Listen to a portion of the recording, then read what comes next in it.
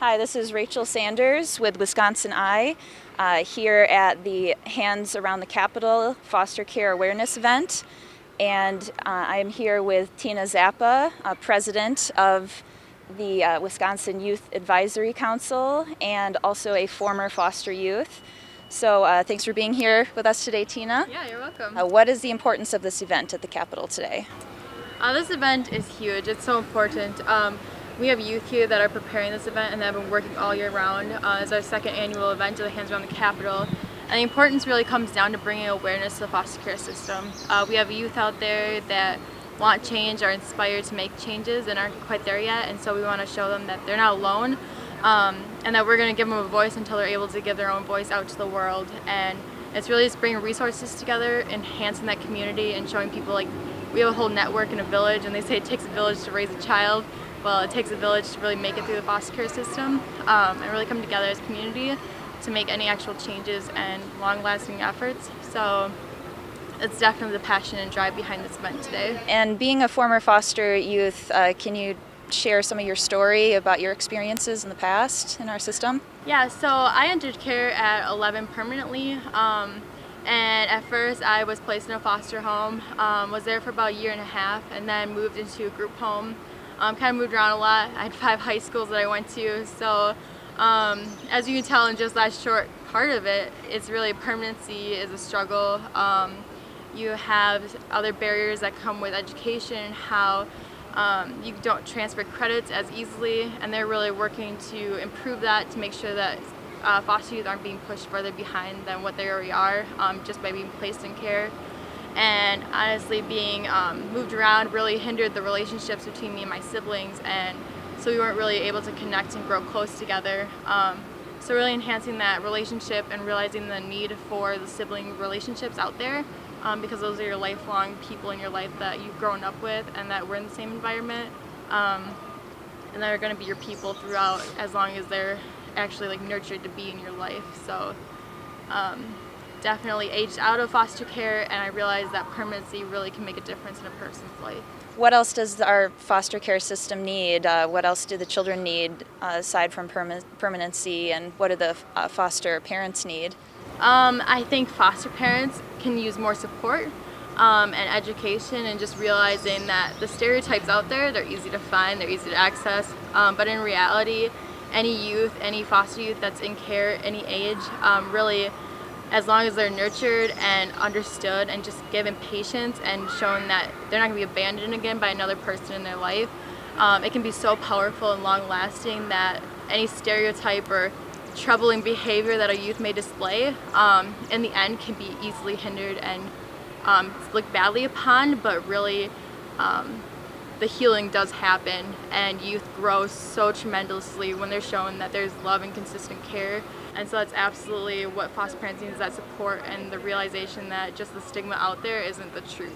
And foster youth, they definitely need more resources. They need more normalcy. There was a parenting bill passed which helps in that tremendously. And the fact that it allows foster parents to give that normal type parent approval, where they can sign off on things and allow for youth to participate in stuff that they usually wouldn't before this bill passed. But just realizing that youth in care, they don't always get to get their driver's license, so at 16, where you have your average youth and adolescent getting driver's license and furthering their independence and their future, that's taken away from a foster youth because they can't get their license for purposes of insurance and not getting behind the wheel hours just because of liability. So they definitely need that, because if you don't have your license, you can't get a job, you can't be independent, and once you're 18, that's a whole back set on where you're going to start in life. And then just finding stability and furthering that, it's really at the end of the road of 18. Youth aging out of care, they don't always have stable housing, and that makes it impossible to move forward in anything, because you can't move forward in a secondary education, getting a job, and having security, knowing like you're gonna have a place to sleep at night. Foster youth make up a huge homeless population as is, and so all of that is really what sets youth back in their road of foster care. But these are definitely things that are easily approachable and changeable and need to be looked at for youth to actually succeed in life. Can you speak to kind of the average of how many youths are placed in homes and how long they stay? There's thousands, honestly, of youth in Wisconsin that are in care currently.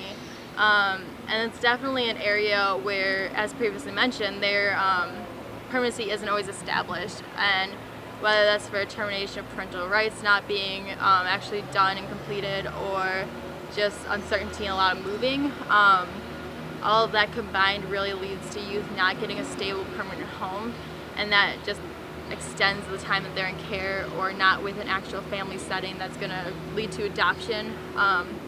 Kids in care, the younger ones tend to get adopted more because they are the cute babies.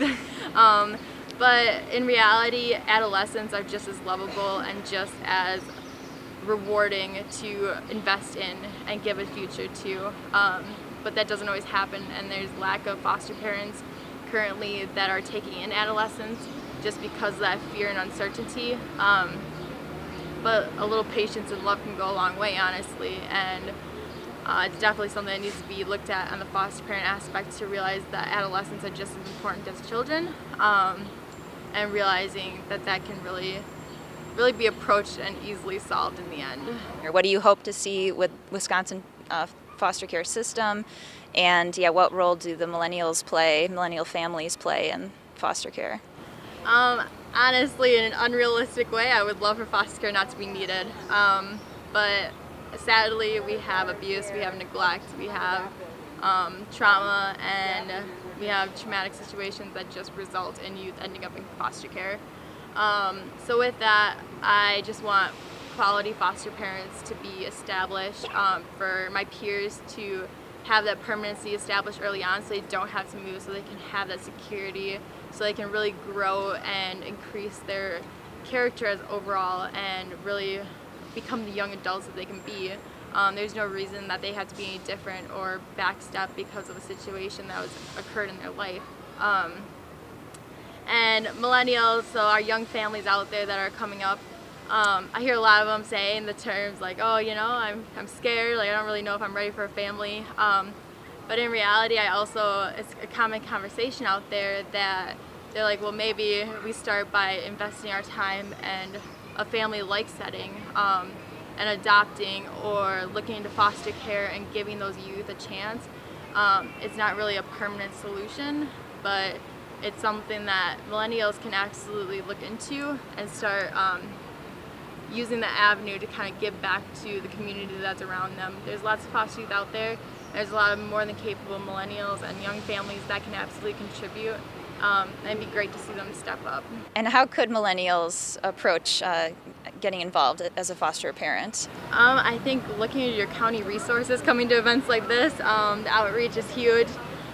Just realizing there's like fosterparents.org, again, county human services agencies that'll all have your local details on foster care and how to get involved, and just really going through the trainings and going through the process of getting licensed, or even if they see a family member of theirs or a sibling or a community member that they realize is struggling, that they don't want to have go through the foster care system, they can kind of take a kinship approach, and that's more of a relative placement, where it keeps them in a community, a youth in a community where they're familiar and they don't have to be completely uprooted and traumatized in that way, through a whole new setting. So there's different ways to just be aware of your surroundings and your community and look into how you can give back to those around you.